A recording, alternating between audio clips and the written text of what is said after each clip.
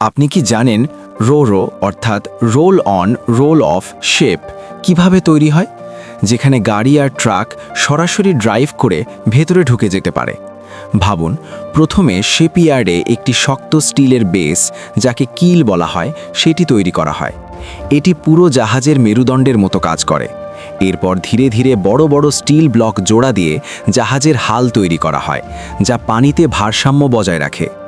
গাড়ি ও ট্রাক যাতে নিরাপদে ভেতরে থাকতে পারে, সেজন্য বিশেষ ভেন্টিলেশন সিস্টেম লাগানো হয়, যাতে ফুয়েলের গ্যাস ফিউমস বাইরে বের হয়ে যায় এবং ভেতরের পরিবেশ নিরাপদ থাকে। এরপর শক্তিশালী ইঞ্জিন ও প্রপেলার বসানো হয়, যাতে এত ভারী লোড নিয়েও জাহাজটি সহজে চলতে পারে। ব্রিজ বা কন্ট্রোল রুমে আধুনিক ন্যাভিগেশন সিস্টেম বসানো হয়, যার মাধ্যমে ক্যাপ্টেন নিরাপদে জাহাজ চালান। সবকিছু প্রস্তুত হলে শুরু হয় টেস্টিং, যাকে সি ট্রায়ালস বলা হয়। এখানে জাহাজের স্থিতিশীলতা, গতি এবং নিরাপত্তা পরীক্ষা করা হয়। সবকিছু ঠিকঠাক হলে এই বিশাল রো শিপ হাজার হাজার গাড়ি নিয়ে সমুদ্রে যাত্রার জন্য প্রস্তুত হয়ে যায়।